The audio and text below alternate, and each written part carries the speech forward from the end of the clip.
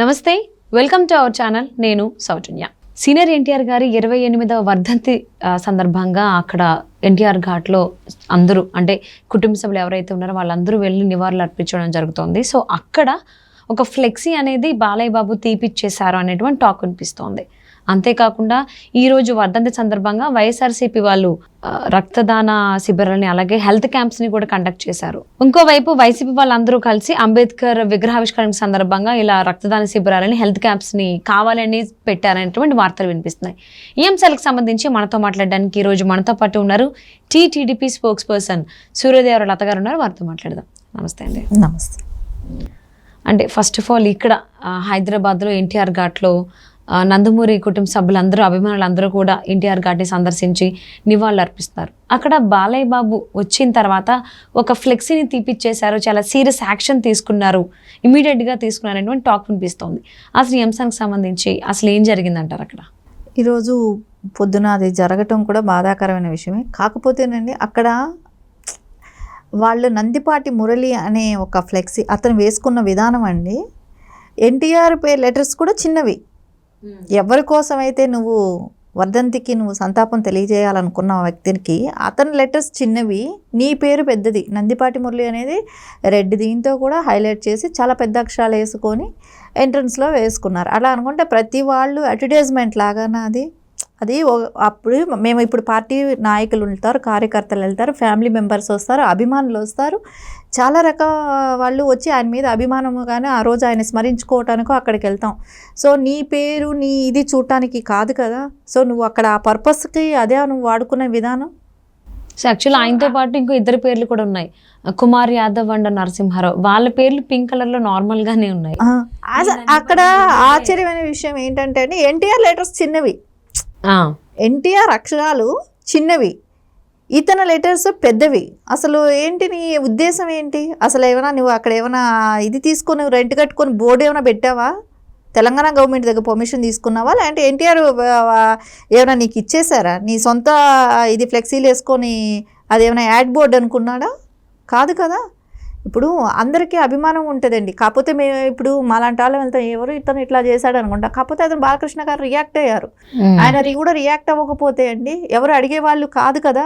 ఆయన react అవ్వటమే correct. ఆ react అయ్యేగారు కాబట్టే ఇప్పుడు మాలాంటి వాళ్ళు అందరం మనోభావాలకు కూడా కొంచెం విలువ ఇచ్చిన వాళ్ళు అవుతారు కదా.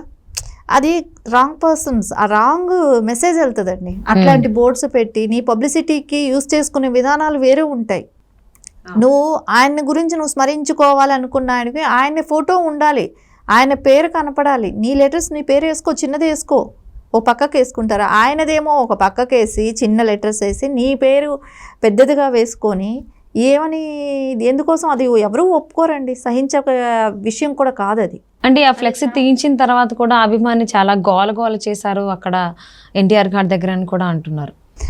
గోల చేస్తేనండి ప్రజలు ఉన్నారు, అభిమానులు ఉన్నారు, పార్టీ వాళ్ళు ఉన్నారు, ఫ్యామిలీ మెంబర్స్ ఉన్నారు, ఎవరు తప్పని ఖండించలేదు. అది బాలకృష్ణ గారు చేసింది కరెక్ట్ అండి. చేయకపోతే ఇప్పుడు అందరూ ఇప్పుడు నెక్స్ట్ ఇప్పుడు ఒకళ్ళు చేశారు, నెక్స్ట్ ఇంకొక ఇయర్కి ఇంకో 10 మంది పెడతారండి. అది వాళ్ళ సొంతకి వాళ్ళ పబ్లిసిటీ కోసం ఎంచుకున్న స్థలం అది కాదు కదా. కార్యక్రమం కూడా అలాంటిది కాదు కదా. ఓన్లీ ఎన్టీఆర్ గారు స్మరించుకోవటానికి వస్తారు ఆ రోజు అక్కడికి. నువ్వు అక్కడ నీ పేరు నీ పలుకుబడి చూపెట్టుకోవటానికి ప్లేస్ కాదు అది. నువ్వు అలా కావాలనుకుంటే ఒక ఎక్కడ బంజారా హిల్స్లోనో జూబ్లీ హిల్స్లోనో ఒక ఫ్లెక్సీ వేసుకొని పెద్ద పోస్టర్ కట్టుకొని రెంట్ కట్టుకో, నీ పేరు వేసుకొని నువ్వే వేసుకో. అంతేగాని నువ్వు అక్కడికి వచ్చి అది చేయటం కరెక్ట్ కాదు కదా. అంటే ఆ ఫ్లెక్సీ మీద బాలకృష్ణ గారి ఫోటో కూడా లేకపోవడం వల్ల నా అంత సీరియస్గా రియాక్ట్ అయ్యారని కూడా ఇంకొంతమంది కామెంట్స్ చేస్తున్నారు. దాని గురించి మీరు ఏమంటారు? నేను అనుకుంటానండి బాలకృష్ణ గారు అట్లా ఆలోచించే వ్యక్తి కాదండి. ఓన్లీ అక్కడ మాలాంటి వాళ్ళకి చూస్తేనే బాధేస్తుంది. ఏంటి ఎన్టీఆర్ గారి వర్ధంతి, ఎన్టీఆర్ గారిని స్మరించుకునే రోజు, ఆ రోజుల్లో అలా ఇది అవ్వటం అనేది రాంగ్ అండి. అది దాని గురించి మేమందరం కూడా ముక్త కంఠంతో అది ఖండించడానికి ప్రిపేర్గానే ఉన్నాం. అసలు అది కరెక్ట్ ప్లేస్ కాదండి. మెయిన్ అది కరెక్ట్ ప్లేస్ కాదు.